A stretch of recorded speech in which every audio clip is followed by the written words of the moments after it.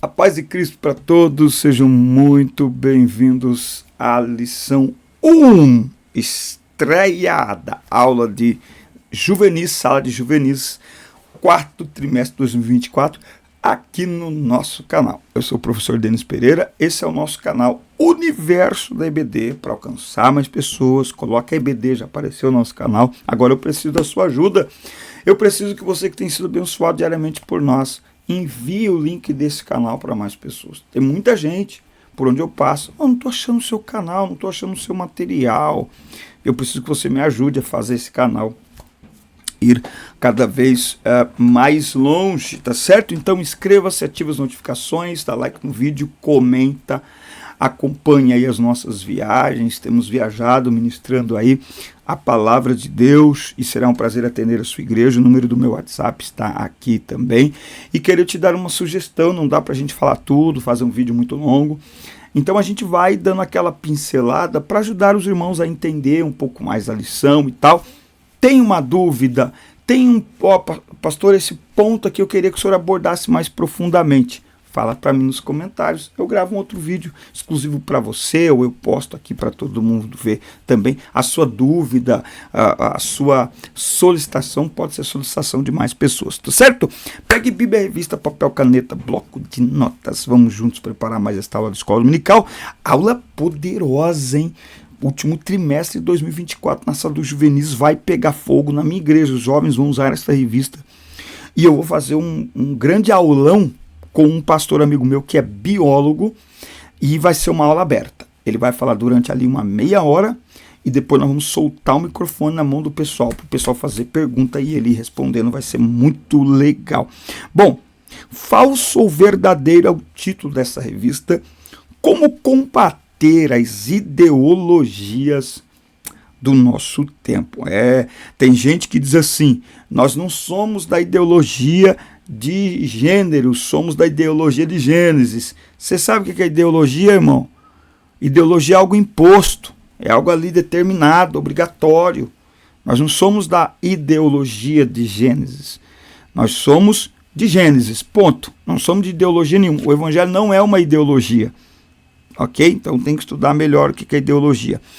A primeira aula, olha o tema: como identificar e destruir sofismas. Tem algumas palavras aí que a gente vai ter que pegar o dicionário para ver o que é. A leitura bíblica em classe está aí diversificada entre 2 Coríntios, Gálatas e 1 João. Bom, os objetivos desta aula é entender o que é sofisma, conhecer alguns sofismas do tempo dos apóstolos e reconhecer a importância da apologética cristã para identificar e combater os sofismas, tá? Então, apologética é defesa de fé. Nós precisamos nos dias que nós estamos vivendo. Bom, o que é um sofisma? Sofisma. Você já ouviu essa palavra? Ela tem origem no grego sofisma.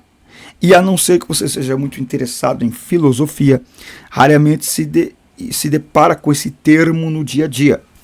Contudo, certamente convive com o seu significado e já deve ter ouvido falar muito sobre ele em algum momento.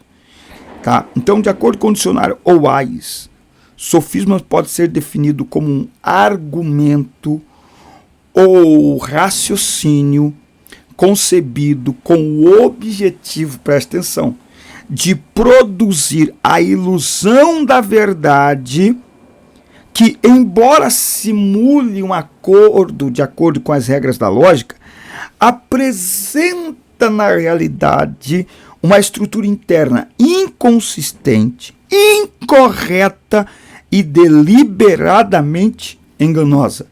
Traduzindo, parece verdade, mas não é. É um argumento preparado, entende de quem estou falando? Quem escuta, se não prestar atenção, acha que é verdade, recebe aquilo como é verdade, porque é uma mentira muito bem contada. Né? Ou seja, sofismas são mentiras que parecem verdade. Tem aquele ditado que diz que uma mentira contada 1000 vezes se torna uma mentira, irmão. Mentira é sempre mentira e verdade é sempre verdade. Valores absolutos. Aliás, é por isso que os sofismas hoje fazem tanto sucesso. Porque a relativização da verdade fazem as pessoas presas fáceis para as mentiras. porque não é absoluto. Né? Por causa do uso indevido que se faz da lógica, o sofismo é terrivelmente, deixa eu ver aqui, prejudicial, principalmente aqueles que desconhecem a palavra de Deus, pois podem mantê-los presos a enganos por pensarem ser a verdade. Então, por exemplo, aqui já indo direto ao ponto aqui, não tem como a gente falar a aula toda, tá? Se eu passar por algum ponto que você, esse ponto o irmão não falou e eu fiquei com uma dúvida, escreve aqui nos comentários, eu gravo um vídeo só falando do ponto específico que você precisar, tá bom?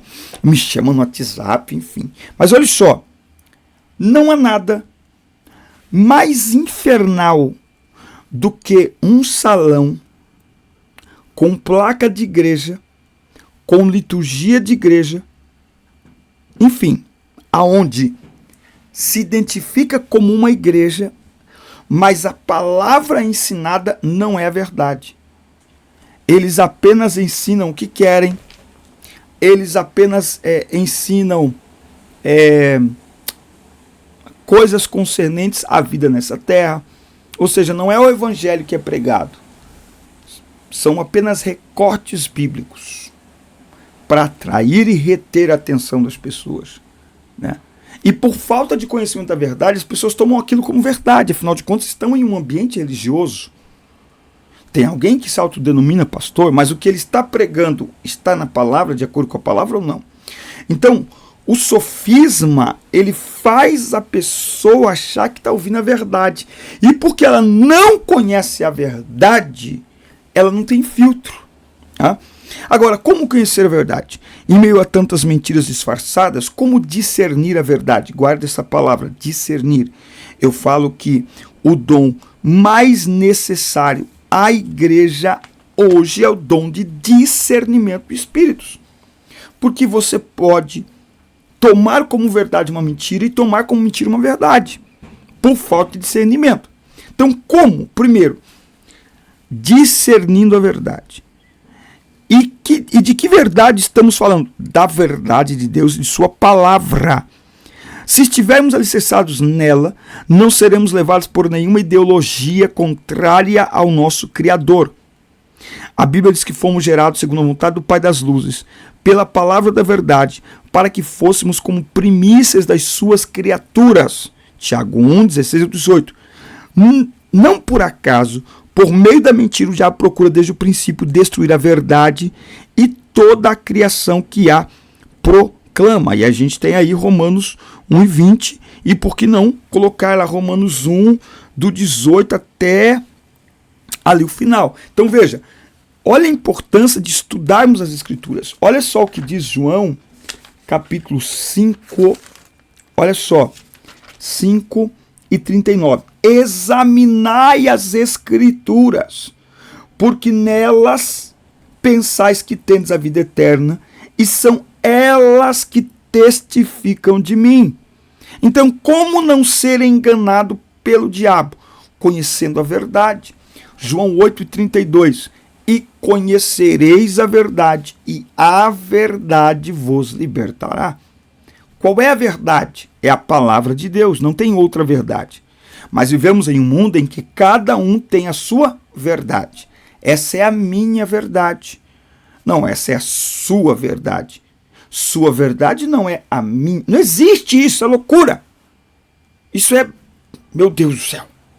A verdade só tem uma. E ela é absoluta. Uma vez que você a relativiza, então você passa a acreditar numa mentira. Por isso que o nome de Jesus estão tentando apagá-lo da história. O nome de Jesus. Você viu nas Olimpíadas? Não pode falar o nome de Jesus. Não pode citar o nome de Jesus. Tem muitos programas de televisão. Não fale o nome de Jesus. Meu Deus do céu!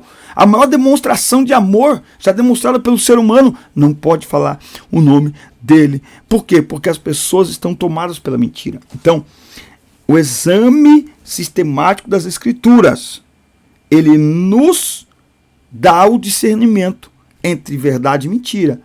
Porque a Bíblia, olha só que interessante, quando nós lemos e meditamos na palavra de Deus, nós então temos um filtro espiritual por onde tudo aquilo que a gente ouve e assiste, a gente diz, opa, isso aí não.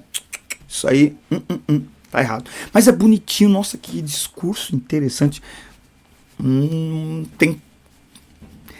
Tem caroço nesse mingau aí. Tem algo errado, sabe? Tem algo errado. Tá? Então, é pelo exame das escrituras, né? As pessoas estão lendo Bíblia cada vez menos. Então, elas acabam se tornando presas fáceis para o diabo, que é quem? O pai da mentira. Então, resumindo, o que é um sofisma é uma mentira. Eu dizia assim, é a arte de enganar com sutileza, com leveza, com delicadeza. Eu abro aqui um parênteses. Olha só que absurdo. No último ano, presta atenção, no último ano, eu não sei agora se é 2024 ou é 2024 mesmo, dos beneficiários do Bolsa Família, olha só, 3 bilhões destinados ao Bolsa Família foram gastos não em material escolar, não em comida.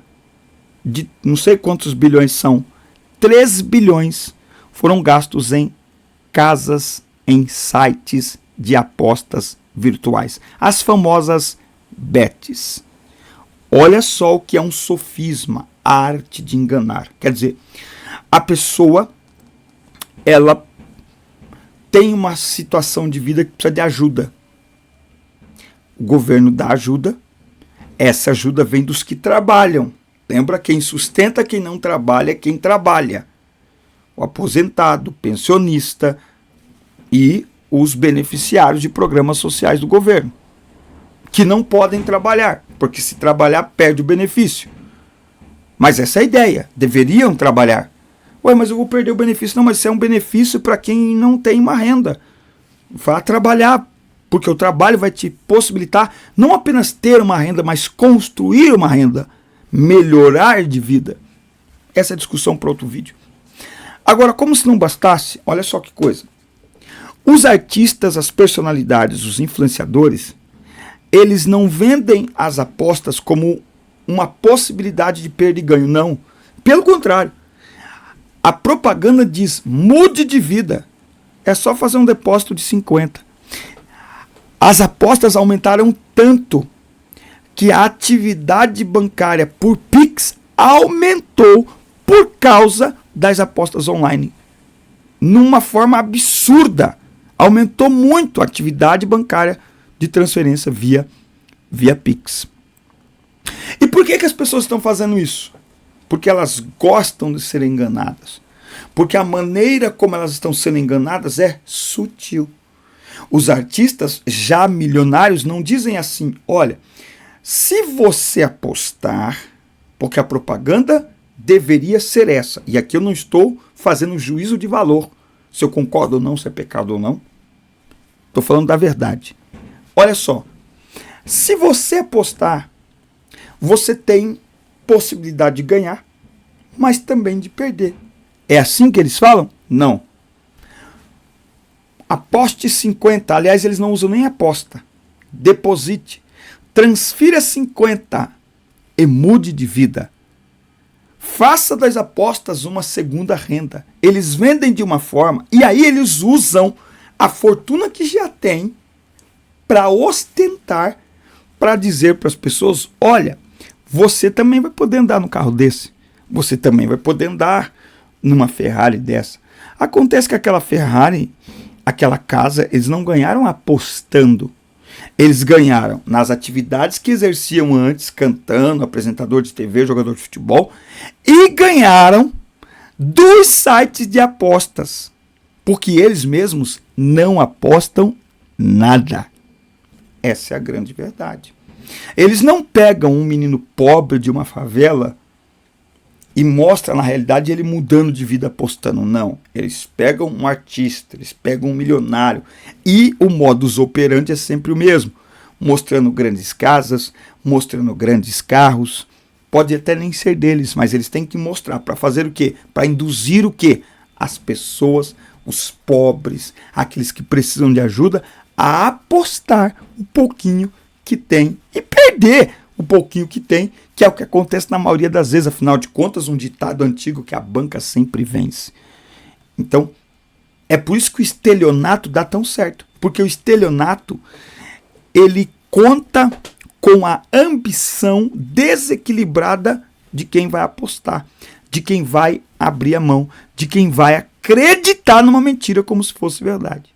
É sutil, é legal, eles fazem leis, transformam aquilo em algo legal, é televisionado como algo legal. Qual o problema de fazer um joguinho? As pessoas se divertem, elas pagam impostos, mas está deixando o brasileiro cada vez mais pobre, e criando entre os jovens, o que é pior, uma cultura de dinheiro fácil que não existe. Bom, pai da mentira, tá? Pai da mentira. Por quê?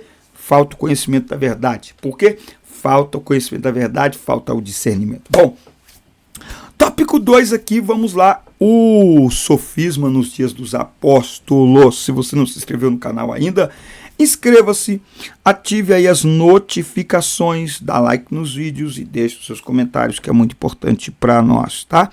Nós temos os judaizantes.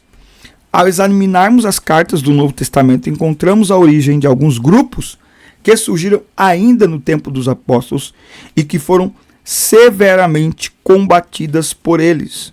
A primeira que ameaçou a fé cristã foi os judaizantes, tá? Que eram judeus convertidos ao evangelho de Cristo, mas que, a fim de agradar os compatriotas, os judeus não cristãos, eles defendiam a necessidade de manter alguns rituais judaicos, tais como guardar o sábado, se abster de alimentos prescritos como imundos, carne de porco, por exemplo, a circuncisão, celebração do dia de festas, entre outros.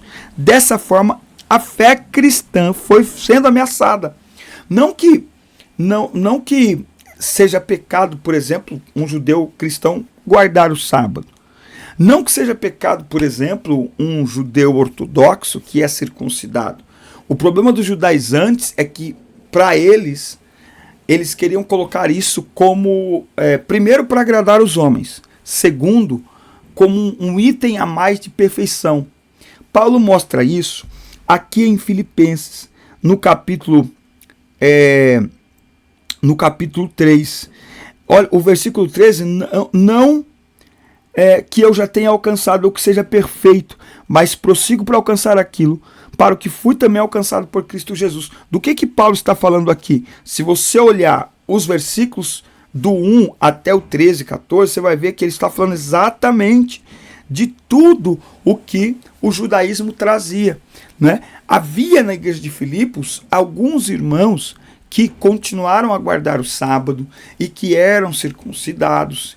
E estes irmãos, eles se achavam mais perfeitos do que todos ali, né? E eles queriam impor isso aos outros irmãos judeus. Olha, vocês têm que se circuncidar, como é que pode?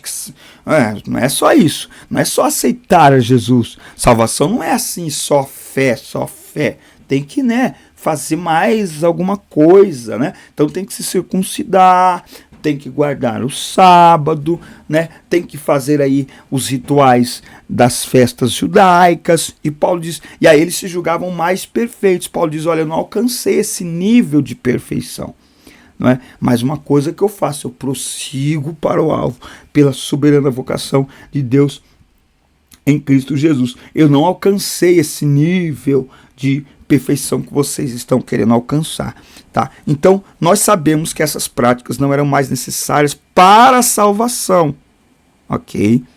De novo, um judeu ortodoxo, enfim, ele cresceu em uma família, guarda lá o sábado, ele aceita Jesus. O que ele precisa entender é que ele não depende do sábado para ser salvo. Esse é o grande problema do judaizante. Tem os gnósticos também. Quando as boas novas do Evangelho começaram a percorrer os continentes até os confins da terra, conforme a ordem de Cristo, em Atos 1:8 ele alcançou também os países de cultura grega. Nesses locais, o evangelho encontrou os ensinamentos da filosofia grega, que usava diversas religiões conhecidas para compor a gnosis, palavra grega para conhecimento, a fim de definir a divindade, explicar os fenômenos naturais e orientar a conduta humana. E aí surgiu então o gnosticismo, que é um sistema de crenças cujo ensino apregoava que a salvação seria alcançada por meio do conhecimento. Tá?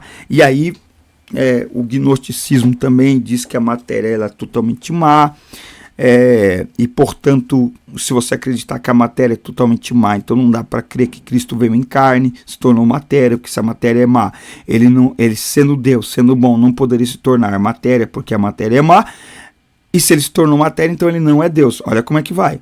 Tá? Eu até vou começar a gravar uns vídeos falando sobre a facilidade com que as pessoas estão procurando humanizar Jesus. Jesus é Deus, entende?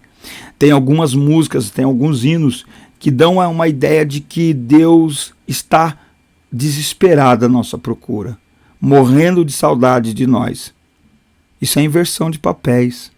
É o ser humano que tem que sentir saudade. Davi não disse assim, Deus tem saudade de mim. Davi disse, eu tenho sede de Deus.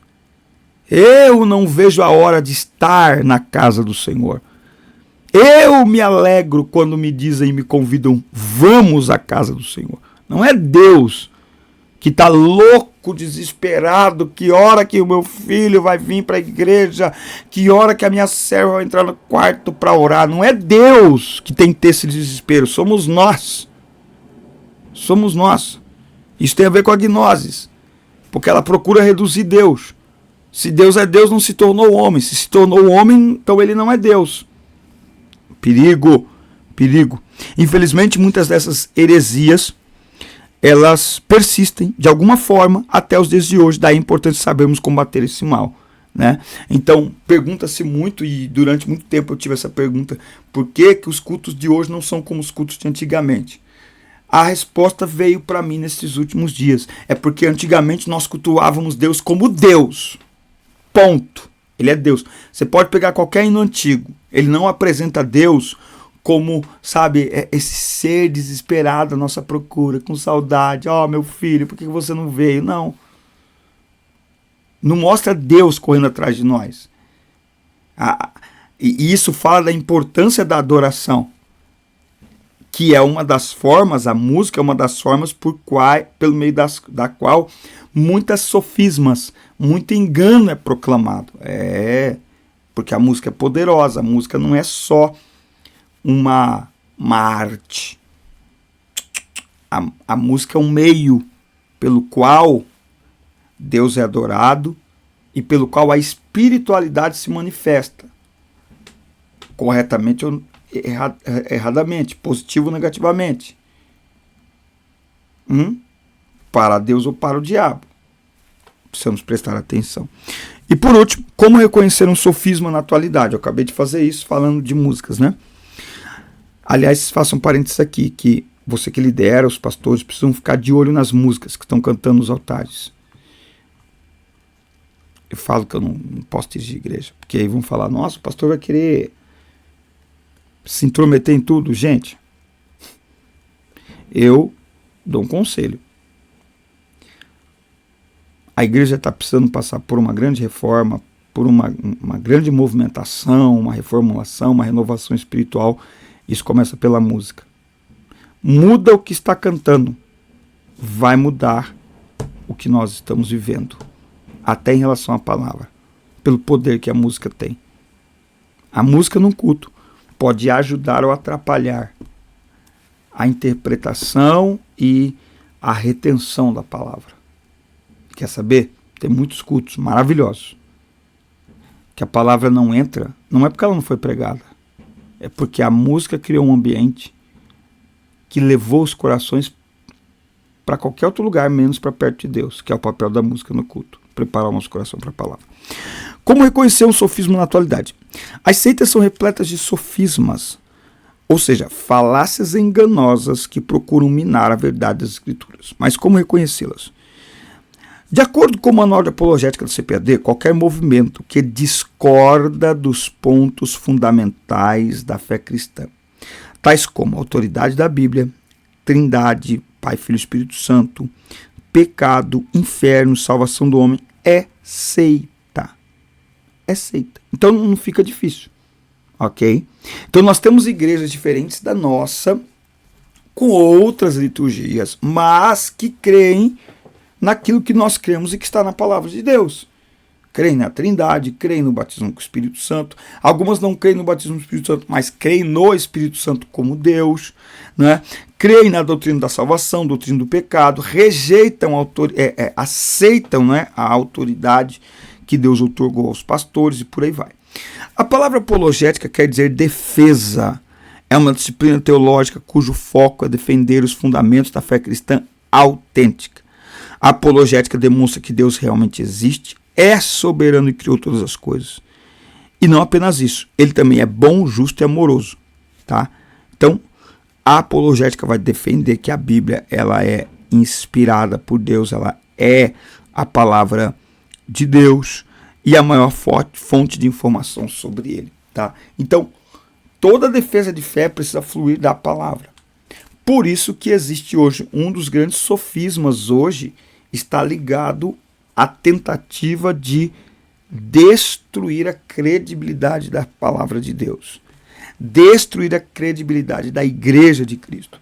Por isso que nós temos que tomar muito cuidado, porque a Igreja de Cristo e a palavra de Deus, elas são o meio através do qual nós conhecemos a verdade e nós vivemos a verdade.